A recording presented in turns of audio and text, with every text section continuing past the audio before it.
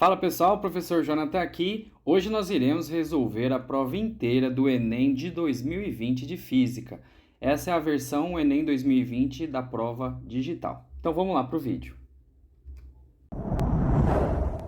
O adaptador de tomada tipo T, esse aqui que está no desenho, ele é um acessório utilizado em domicílios para ligar vários aparelhos eletrodomésticos em uma única tomada. Conectar 3 aparelhos de alta potência em um mesmo adaptador pode superaquecê-lo. Então, se a gente conectar aqui, ó, nessas 3 entradas aqui, a gente pode superaquecer esse conector T aí. Consequentemente, provocar um incêndio. O circuito da figura 2A, que é esse primeiro aqui de cima, ele representa um aparelho de resistência elétrica R ligado ao adaptador de resistência elétrica Rzinho, né? R pequeno. Então, o T é o Rzinho, o aparelho que a gente ligar é Rzão. Na figura 2B está representado um circuito com 3 aparelhos de resistência elétrica Rzão ligados ao mesmo adaptador. Então, essa parte B aqui de baixo conectou 3. Em ambos os circuitos, os pontos C e D são os terminais de uma mesma tomada elétrica. Considere todos os resistores ômicos. Um resistor ômico é um resistor de resistência constante. Comparando-se a figura 2B com a figura 2A, verifica-se que o possível superaquecimento do adaptador de tomada acontece em decorrência do aumento da. Aí é que ele dá as opções. Então ele está perguntando o que vai fazer ocorrer esse superaquecimento. Primeira coisa, pessoal, o que superaquece um dispositivo elétrico? O efeito, né, de superaquecimento, de aquecimento de coisas elétricas, se chama efeito Joule.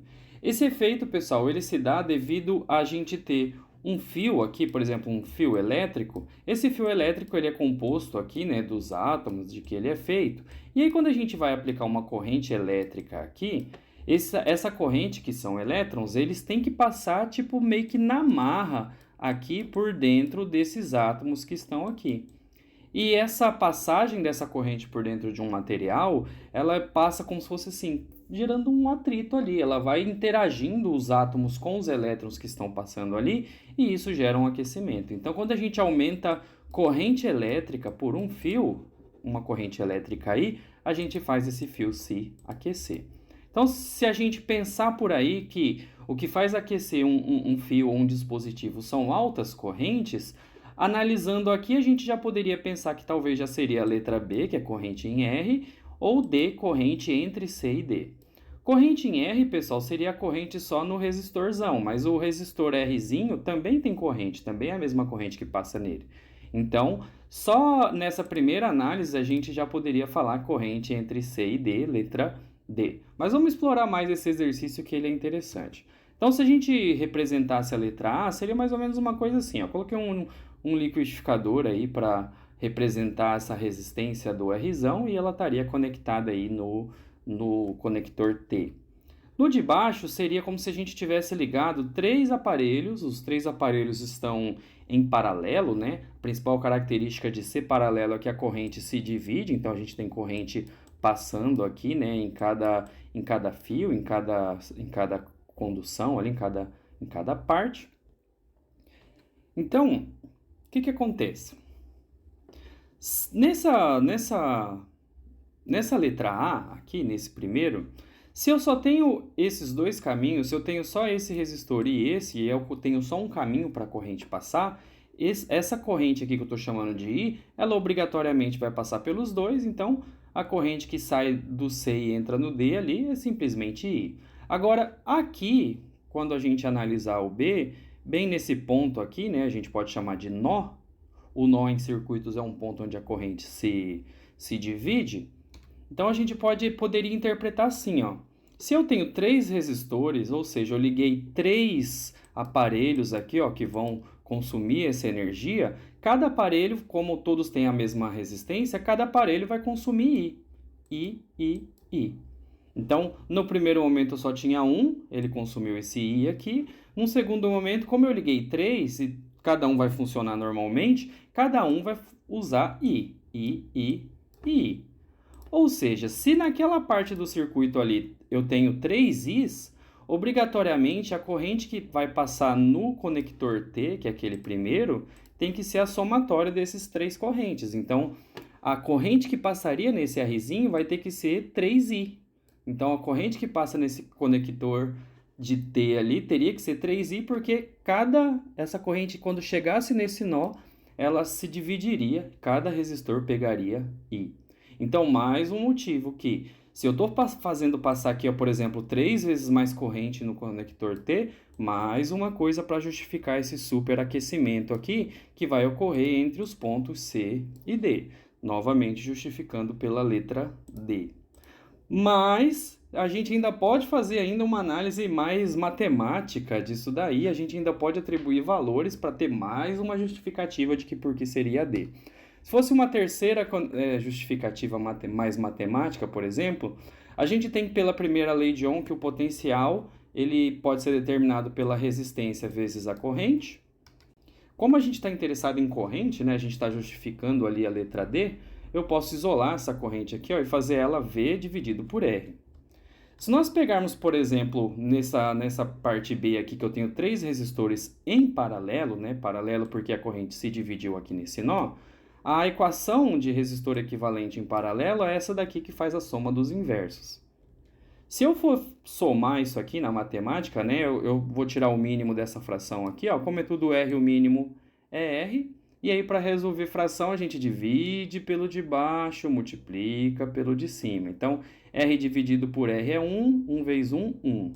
Aí para a segunda fração, R dividido por R é 1, 1 vezes 1, 1. Então, em cima aqui vai ficar 1 mais 1 mais 1 sobre R, que é o mínimo ali dos 3 R's. Rearranjando em cima vai ficar 3, embaixo vai ficar R. Multiplicando cruzado para o R equivalente ficar em cima, né? O resistor equivalente desse conjunto aqui, ó, de 3 resistores, seria R sobre 3. Então, se eu for calcular a corrente aqui, ó, por essa relação aqui, ó, esse R é o R total do circuito. Então, se eu for calcular aquela resistência ali, eu vou ter o Rzinho do T mais esse R sobre 3 aí do conjunto, né, dos 3 aparelhos que estão ali. Então, a gente tem esse primeiro valor aqui, ó. Corrente para esse circuito B seria o potencial dividido por R mais 1/3 do R grande, né? Como que ficaria só o pequenininho ali, que é o A? Esse A aqui, ó, que é esse aqui, como ele só tem o Rzinho e o Rzão, se eu for só simplesmente somar como eles estão em série, R equivalente de circuito em série, é só fazer a soma simples. E aí que tá. Então, eu tenho simplesmente uma soma simples aqui para R equivalente. Aqui eu tinha R sobre 3. Se eu jogar esse R equivalente aqui, ó, a gente ficaria com V sobre R mais Rão. R mais Rão. Então, comparem essa primeira com essa segunda aqui, ó. Aqui eu estou somando um R mais 1/3 só do R. Então, dá um valor um pouco menor do que esse da direita. Porque esse da direita aqui, eu estou somando R com R inteiro. Então, R com R inteiro é maior do que R mais 1/3, né, do Rão. Ainda parece conversa de maluco, né? Vamos colocar valores para ficar mais claro, ó. Se eu pegar aqui, ó, nesse primeiro, falar que todo mundo é 1. V é 1, R é 1, Rão é 1. 1 sobre 1 mais 1/3 daria 0,75 essa conta aqui, ó. Se a gente fizer a mesma coisa no outro, daria 0,5. Então, de novo, se eu somo aqui esse R mais 1/3 desse R, dá um número menor embaixo do que essa parte aqui, ó, só R mais Rão. E aí o que acontece? Quando a gente tem um número menor embaixo da fração, significa que é inversamente proporcional, faz a corrente crescer. Aqui, ó, como esse valor aqui ele é maior, faz a corrente diminuir quando a gente compara com aquela. Quando a gente aplica valor, a gente também vê, ó, para os 3 resistores em paralelo, a corrente que vai sair do sistema ali é 0,75. Se fosse só os 2 em série, 0,5. Ou seja, esse sistema aqui com 3 resistores, se todo mundo fosse 1, daria 0,75 de corrente. Esse aqui, se fosse só os 2 em série, daria 0,5. Então, mais uma prova que aumentar os resistores ali em paralelo faria aumentar a corrente desse circuito. E aí, por efeito Joule, causaria esse superaquecimento aqui.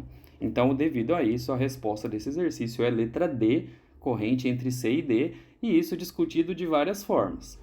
Pela lógica, quanto mais coisa eu ligo, aumenta a corrente, superaquece, e também analisando as correntes e fazendo conta matemática. Então, tá bem discutidinho aí esse exercício.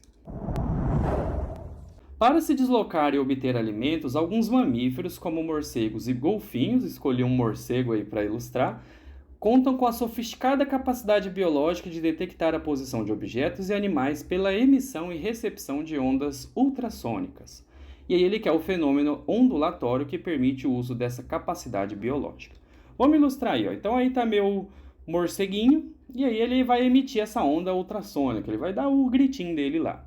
Então, ó, essa onda sonora ela vai bater na parede, essa onda reflete e ele consegue perceber a distância pela diferença dessa ida e volta da onda sonora. Então, se essa onda vai e demora muito para voltar, ele pensa, tá mais longe. Se essa onda vai e volta rápido, ele fala, tá mais perto, deve ter uma parede aí na frente.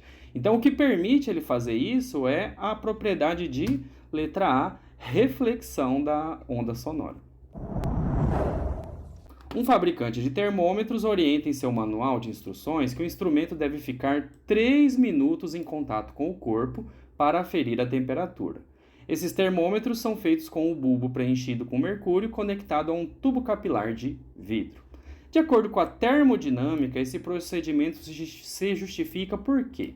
Por que a gente precisa deixar o termômetro um bom tempo ali em contato para que ele faça a aferição correta? O que acontece? Vamos primeiro relembrar. O que é calor? Calor é energia térmica em trânsito. Então, nesse contexto, se eu estou encostando o termômetro na pessoa, ele vai trocar essa energia térmica. Então, se a pessoa está mais aquecida que o termômetro, a pessoa vai fornecer calor para o termômetro. Consequentemente, temperatura é uma medida de agitação térmica das moléculas que aumenta com o calor recebido. Então, a temperatura do termômetro vai aumentar porque ele vai receber esse calor. E aí, matematicamente também discutindo, pela equação de Fourier da condução térmica, ela fala assim, que o calor, a quantidade de calor a ser transmitida entre corpos, depende do tempo. Então, quanto mais tempo, mais calor é transmitido. Depende da condutividade térmica, ou seja, corpos que conduzem mais calor têm uma condutividade térmica maior. Pela área, então, se é uma área maior, consegue trocar mais calor. E pela diferença de temperatura em função de uma espessura aí do material. Então, também, se eu tiver diferenças de temperatura maiores, eu também tenho mais calor sendo transferido.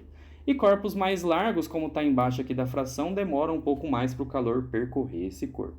Mas o que eu quero destacar é justamente esse tempo aqui. Quanto mais tempo passa, mais calor é passado. Então, de acordo com a termodinâmica, por que a gente precisa deixar o termômetro num determinado tempo? Porque demora para esse calor ele ser transferido, de um corpo para o outro. Então, esse calor vai ser transferido devido a esse tempo que foi demorado, e esse calor ele vai ser transmitido só enquanto tiver esse ΔT aqui da fórmula. Eu preciso ter uma diferença de temperatura entre corpos. Quando esse ΔT for zero, ou seja, os corpos estiverem na mesma temperatura, a gente vai chegar nesse equilíbrio térmico. Então, por isso que a gente precisa deixar um tempo o termômetro para ele trocar calor, ele ficar com a mesma temperatura entre os dois corpos, e nisso vai parar, vai cessar de fornecer calor de um corpo para o outro, ou seja, atingindo esse equilíbrio térmico. Resposta letra C. No Autódromo de Interlagos, um carro de Fórmula 1 realiza a curva S do Senna numa trajetória curvilínea. Enquanto percorre esse trecho, o velocímetro do carro indica a velocidade constante. Quais são a direção e o sentido da aceleração do carro? Se a gente analisar esse movimento aqui que foi ilustrado, esse carro está fazendo uma curva, e aí o vetor velocidade dele indica para frente aqui. Se esse carro não virasse, ele sairia pela tangente e não conseguiria realizar essa curva. Essa velocidade ela é constante, porque conforme ele vai fazendo essa curva, o módulo desse vetor velocidade permanece o mesmo, ou seja, o valor numérico desse vetor velocidade permanece o mesmo. Porém, conforme ele vai fazendo a curva, essa velocidade, conforme vai passando a curva aqui, esse vetor velocidade ele vai mudando um pouco a direção dele, porque conforme o carro faz a curva, essa velocidade aqui dessa saída tangencial muda o sentido. Ou seja, o vetor velocidade ele mantém o módulo, mas ele altera o sentido, ou seja, essa velocidade não é uma velocidade realmente constante, Esse vetor velocidade muda a direção, ele só mantém o módulo. Ou seja, se eu tenho uma velocidade variando, obrigatoriamente eu vou ter uma aceleração. Então, essa aceleração aqui, ó, não é uma aceleração igual a zero. E aí, o que acontece? Para movimentos curvilíneos, né, essa aceleração que vai manter esse corpo aí fazendo a curva, a gente chama isso de aceleração centrípeta. Essa é a aceleração que o carro vai ter conforme ele faz essa curva e vai tendo essa variação dessa velocidade. Uma característica dessa aceleração centrípeta é que ela é radial e ela aponta sempre para o centro dessa curva aí. Então, se a gente quisesse calcular essa aceleração centrípeta, ela seria o módulo daquela velocidade que a gente apontou ali, dividido pelo raio da curvatura da curva. Seria mais ou menos assim, ó, se a gente representasse um círculo, né, representando essa curvatura, esse círculo teria um raio, esse raio é o raio que a gente usaria aqui, é o raio da curvatura. E aí eu saberia esse valor, né, dessa aceleração centrípeta. Depende do quadrado da velocidade e desse raio.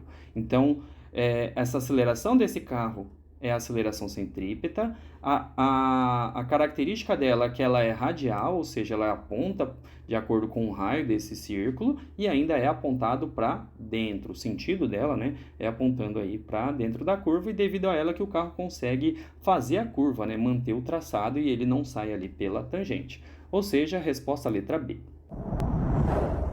O leite UHT, do inglês Ultra High Temperature, gastei meu inglês, hein? É o leite tratado termicamente por um processo que recebe o nome de ultrapasteurização. Então, esse nome aí que pasteuriza o leite. O que é pasteurizar, né, o leite? Ele vai elevar a temperatura até 135 graus Celsius por apenas 1 ou 2 segundos. E aí o leite é esterilizado sem prejudicar significativamente seu sabor e aparência. Então, quando você esquenta bastante o leite, você mata ali algum micro-organismo que pode ter ali. Desse modo, ele pode ser armazenado sem a necessidade de refrigeração por meses.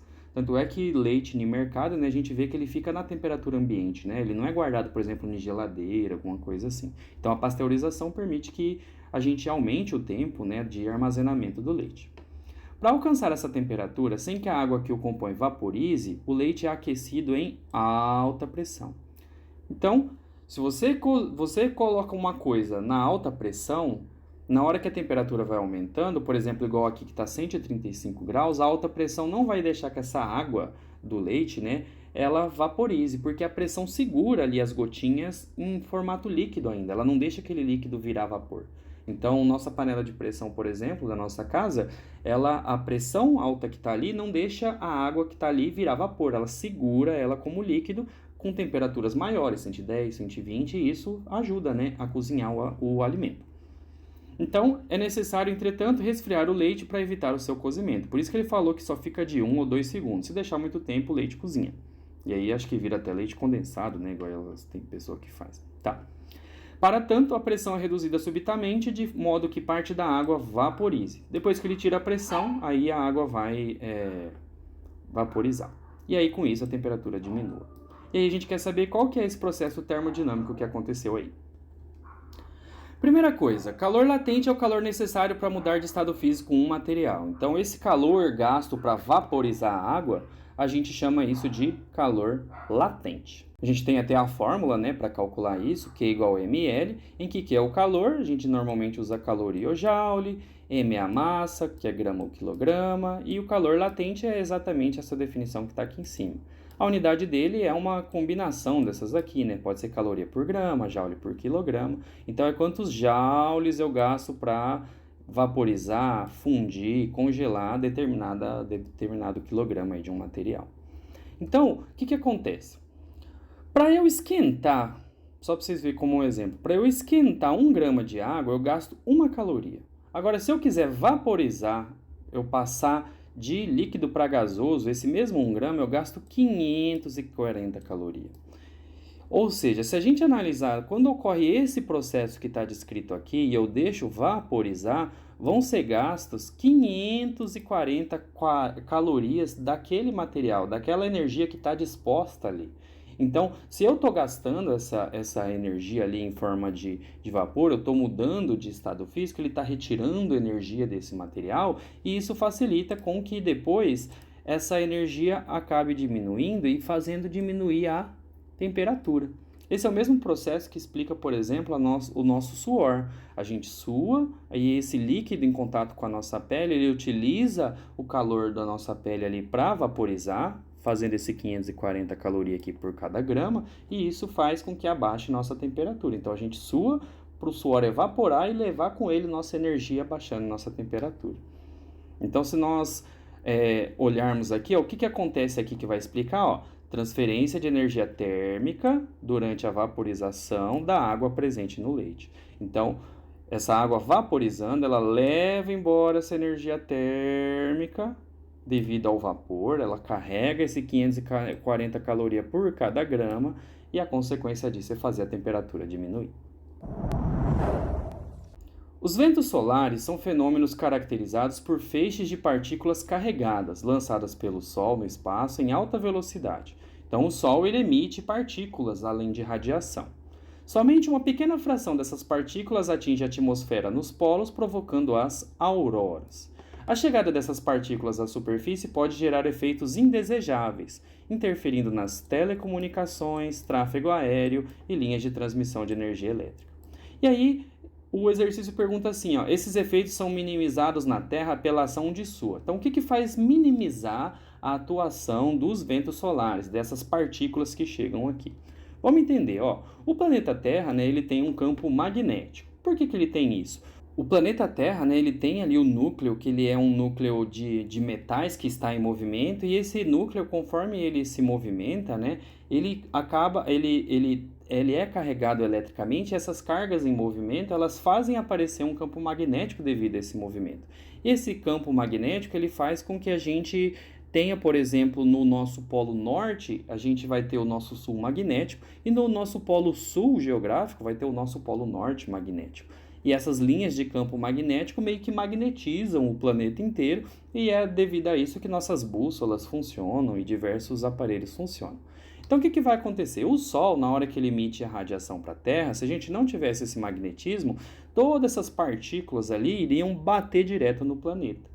Só que, como a gente tem esse magnetismo, na hora que essas partículas vêm, elas sentem esse campo magnético e elas são direcionadas para os polos, fazendo justamente as auroras que estão explicadas ali. Então, o campo geomagnético do planeta Terra é exatamente o que vai explicar, né, esse acontecimento aí que foi descrito no exercício. Para assegurar a boa qualidade do seu produto, uma indústria de vidro analisou um lote de óxido de silício, principal componente do vidro. Para isso, submeteu uma amostra desse óxido ao aquecimento até sua completa fusão e ebulição, obtendo ao final um gráfico de temperatura pelo tempo. Após a obtenção do gráfico, o analista concluiu que a amostra encontrava-se pura. Então aqui a gente tem os dados aqui, ó, fusão e ebulição desse material aí. E aí ele quer saber qual que foi o gráfico, né, que é correto para exemplificar esse problema aí. Para explicar isso daí, eu vou usar água de exemplo primeiramente, e aí depois a gente compara os resultados com o que a gente está fazendo aqui, ó. Para eu pegar, por exemplo, uma amostra de água que ela esteja congelada e eu esquentar ela até ela virar vapor, a energia total que eu gastaria para fazer isso seria a energia para esquentar o gelo, depois eu gastaria uma energia para derreter o gelo, seria de fusão, depois eu gastaria uma energia para esquentar a água, depois uma energia para vaporizar a água e depois uma energia para esquentar o vapor. Se nós formos usar as equações, né, para representar cada parcela de calor dessa, seria mais ou menos assim, ó. Eu teria uma equação de calor específico do gelo para eu esquentar ele, calor latente do gelo, calor específico da água, calor latente da água e calor específico do vapor. Se nós fizéssemos um gráfico, né, da variação de temperatura em função do calor que vai sendo fornecido no tempo, a gente teria mais ou menos uma coisa assim, ó. Vamos imaginar que esse gelo estaria a menos 20. Eu forneço calor, ele vai chegar até aqui em 0. Então eu faço essa primeira parte, esquentei o gelo. Depois eu vou para o calor latente. Eu tenho que esquentar esse gelo até ele inteirinho virar líquido. Então eu vou gastar uma energia só para quebrar as ligações ali do sólido para o líquido. A gente chama isso de calor latente de fusão, no caso, né? De sólido para líquido. Essa mudança de estado físico, ela ocorre a temperatura constante. Então, eu não vario a temperatura nessa fase aqui, ó. Ele fica só um degrauzinho, porque ele está mudando de estado físico. Depois, quando eu esquentar a água de novo até 100 graus, eu tenho o calor específico aqui, ó, da água, então eu esquento ela de 0 a 100. E aí aqui eu vou fazer essa água virar vapor. Mudança de estado físico ocorre com temperatura constante. Notem que nessas duas equações aqui, ó, de vaporização e de fusão, que são as equações de calor latente, nem o ΔT não tem variação de temperatura, só tem variação de temperatura nas outras, ó, que tem aquecimento. Então, para virar vapor, essa água aqui a 100 graus, de novo, temperatura constante, o gráfico não tem inclinação. Depois, para esquentar de novo em formato de vapor, equação subindo de novo. Então, o que a gente tem que prestar atenção aqui, ó, mudança de estado físico eu não tenho inclinação e nos aquecimentos eu tenho inclinação. Comparando esse gráfico com esse aqui, a gente pode ver que seria a letra D. O que significa esse aqui, ó? Esse óxido de silício, a gente ia ter que esquentar ele até ele chegar no 1600 graus. Aqui eu ia começar a derreter ele, que seria a fusão. Mudança de estado físico ocorre com temperatura constante. Aí eu começava a esquentar ele de novo. Ele ia até chegar aqui. 2230 ele ia entrar em ebulição, ou seja, ele ia do líquido para o vapor. Mudança de estado físico, temperatura constante. E aqui a gente ia ter esse vapor, né, de óxido de silício, então a temperatura aumentaria de novo. Então notem que nesses dois degrauzinhos aqui, ó, são os pontos de mudança de estado físico que ocorrem a mudança constante, que coincidem, né, certinho com as temperaturas que foram dadas aqui, né, no enunciado. Então, letra D. BTU é a sigla para British Thermal Unit, unidade térmica inglesa, que é definida como a quantidade de calor necessária para elevar a temperatura de 1 libra, que corresponde a 0,45 kg de água, de 59,5 Fahrenheit a 60,5 Fahrenheit. Então, BTU é uma quantidade de calor. Calor é energia, tá, pessoal? A gente pode medir, por exemplo, em joule, se for no Sistema Internacional de Medida. Beleza, e aí sobre pressão constante de 1 atm. A unidade de BTU é utilizada de forma errônea por diversos profissionais, como sendo a potência de resfriamento do aparelho. Principalmente quando a gente fala de ar-condicionado, né? A gente fala assim, quantos BTUs tem esse ar-condicionado? Mas, na verdade, como que a gente deveria usar a unidade de medida do ar-condicionado, uma vez que esse BTU normalmente a gente fala de potência? Primeira coisa, pessoal, na física, o que é a potência de um aparelho?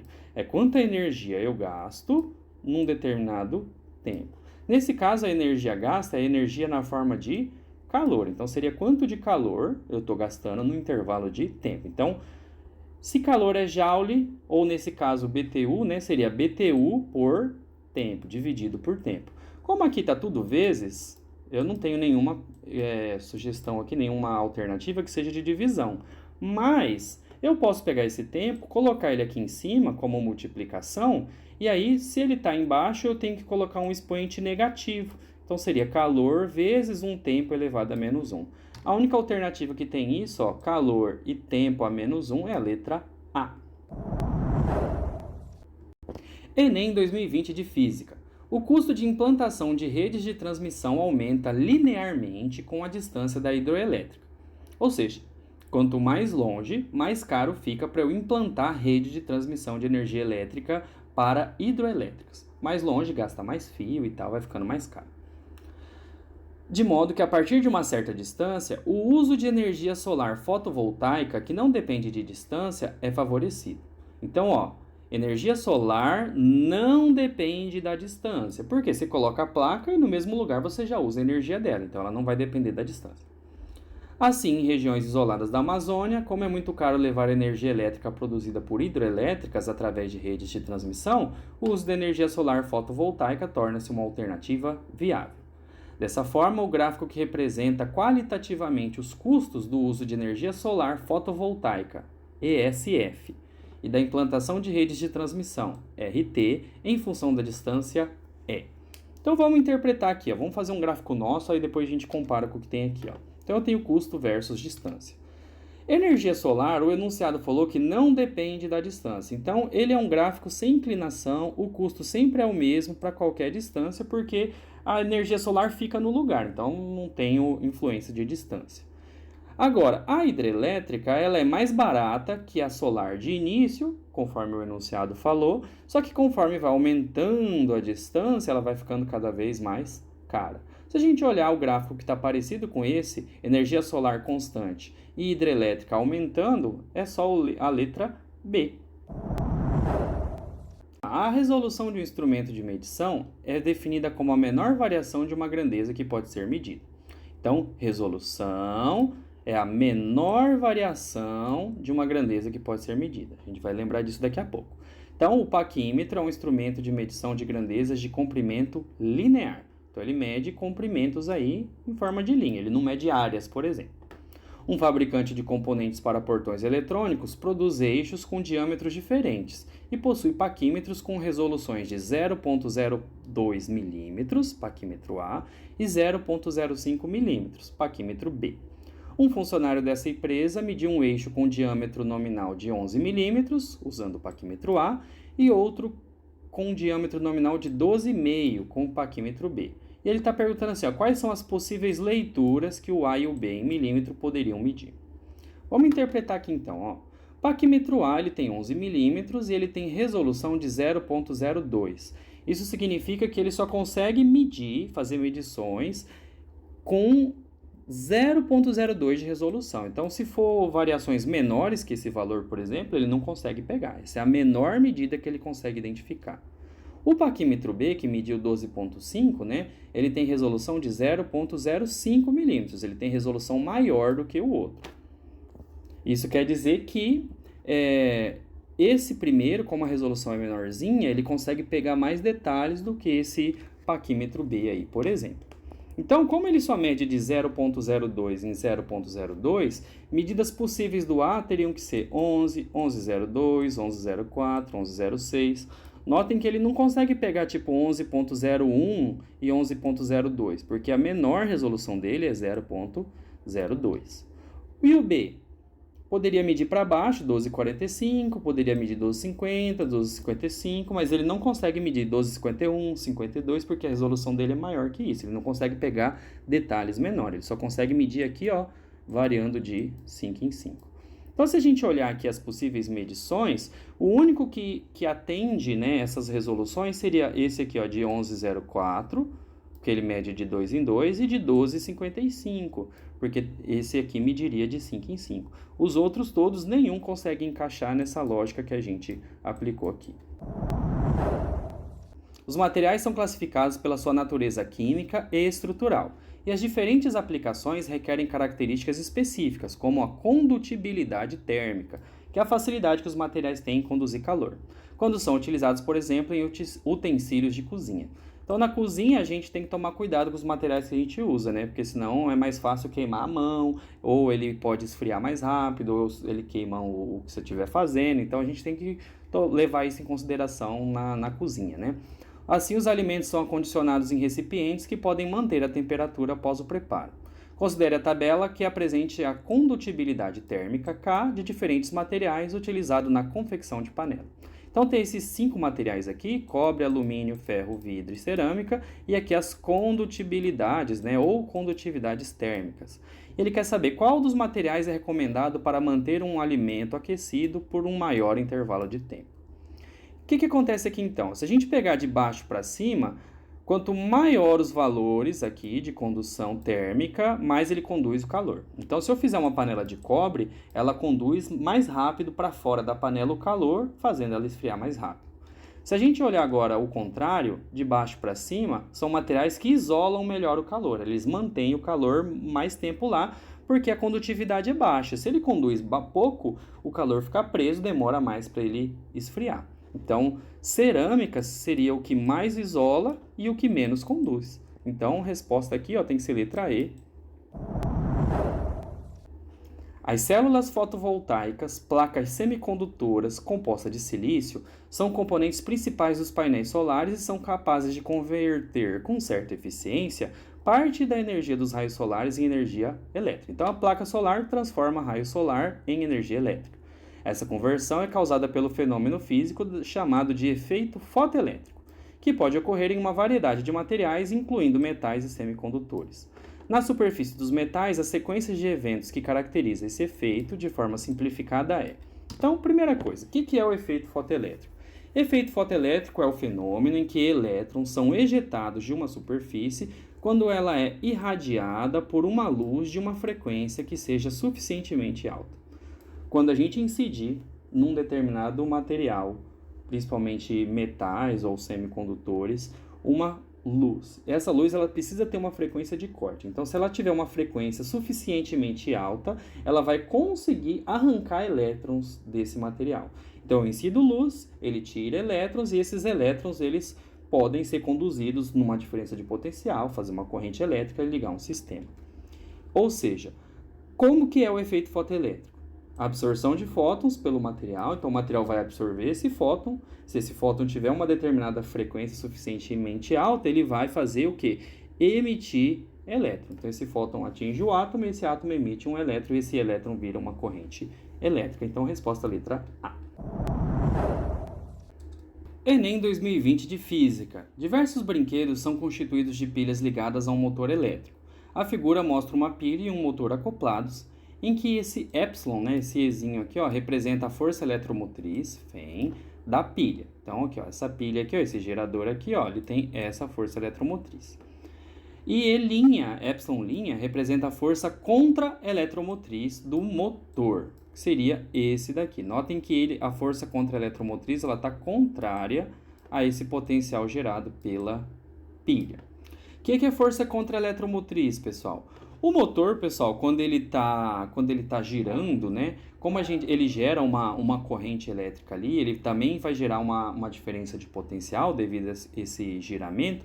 Lá dentro do motor, a gente tem fio enrolado, a gente tem bobinas que conforme ocorre essa rotação do motor, a gente tem uma geração de diferença de potencial ali dentro. A gente tem um potencial elétrico que vai ser gerado.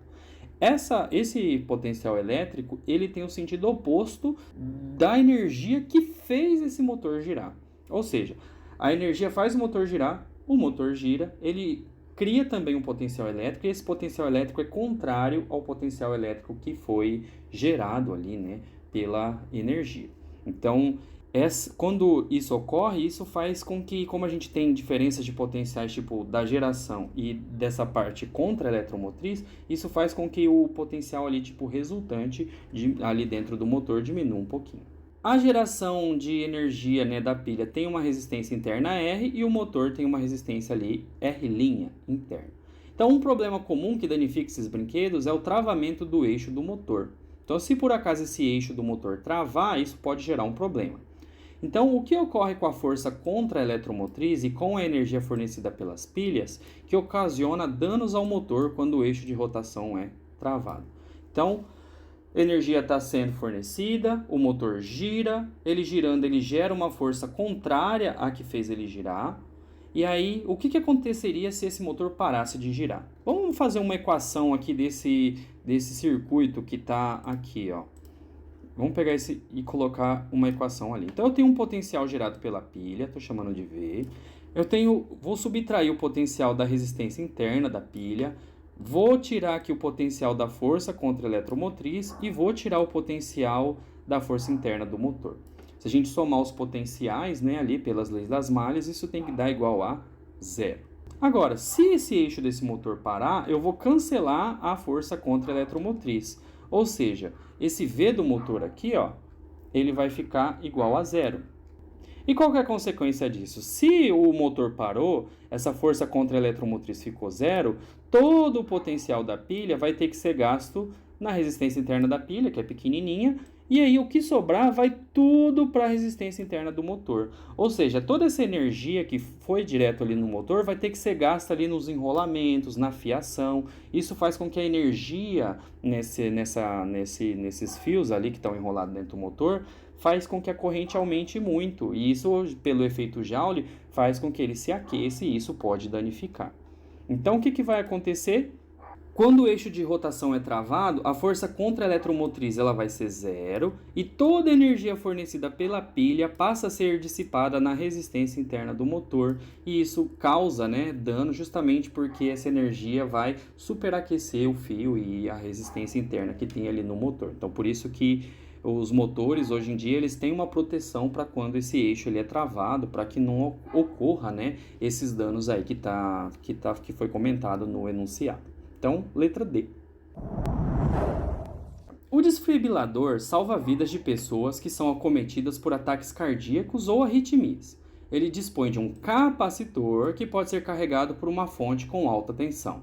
Usando o desfibrilador, pode-se fornecer energia ao coração por meio de um choque elétrico para que ele volte a pulsar novamente em seu ritmo normal. Um socorrista dispõe de um desfibrilador com capacitor de 70 microfarad. Então, microfarad é a unidade de medida, né, de capacitância. E ele pode armazenar 220 joules de energia nesse capacitor, quando ele vai conectar numa tensão de 2.500 volts. E a gente quer saber qual que é a carga que vai ser armazenada nesse desfibrilador. Carga, capacitância e potencial elétrico, a gente tem a equação do capacitor, que é Q, que é a carga do capacitor, é igual a capacitância C, e o V é o potencial elétrico. Então, Q é igual a CV. Aplicando os valores aí, né, a capacitância que foi dada é 70 micro, pessoal, é 10 a menos 6, então 70 micro, vezes o potencial que é 2.500. Se eu jogar tudo isso na calculadora e resolver, dá aqui, ó, 0,175 coulombs. Resposta letra C. Mas você aí no Enem, você não vai ter calculadora, né? Você vai ter que dar um jeito de resolver isso na mão e talvez no primeiro olhada aqui não seja tão simples, né, resolver isso. Então vamos fazer de um outro jeito aqui, ó. Esse 70 vezes 10 a menos 6, se eu quiser escrever ele numa potência um pouquinho menor, né, na notação científica, esse 70 eu posso diminuir ele uma casa, passando para 7. Se eu diminuo o número, eu preciso aumentar na potência. Eu andei a casa aqui uma vírgula, então de 10 a menos 6 ele passa para 10 a menos 5. Ele era 70, virou 7, então eu diminuí o número, então eu aumento a potência para compensar. Então, diminui o 7, aumentei a potência, aumentei mais 1, né, de 10 a menos 6 mais 1 dá 10 a menos 5. O 2.500, se eu também passar ele para a potência, como é 2.500, né, eu posso colocar 2,5 vezes 10 a terceira, né, 10 a terceira é para quando é 1.000. Então, 2,5 vezes 10 a terceira dá certinho esse 2.500 aí. Agora fica um pouquinho mais fácil, porque ó, eu vou deixar as potências pertinho aqui, ó, e 7 vezes 2,5. Se eu fazer 7 vezes 2,5, ó, 4 vezes 2,5 daria 10, e aí sobra mais 3. 3 vezes 2,5 dá 7,5, então 10 com 7,5 dá 17,5. E aí, ó, 10 a menos 5 com 10 a terceira, ó, potência igual eu somo aqui os expoentes, daria 10 a menos 2. Então, 17,5 vezes 10 a menos 2. 10 a menos 2, se eu andar essa casa aqui, ó, uma, duas casas, eu diminuo o número e eu aumento a potência. Então, eu consigo cancelar essa potência aqui. Se eu andar a casa duas vezes, de 17, ele vai virar 0,17, né? 0,175 coulomb. Então, seria um jeito de resolver também esse mesmo exercício, né? Usando aí as potências. Então, a resposta desse aqui seria a letra C, 0,175.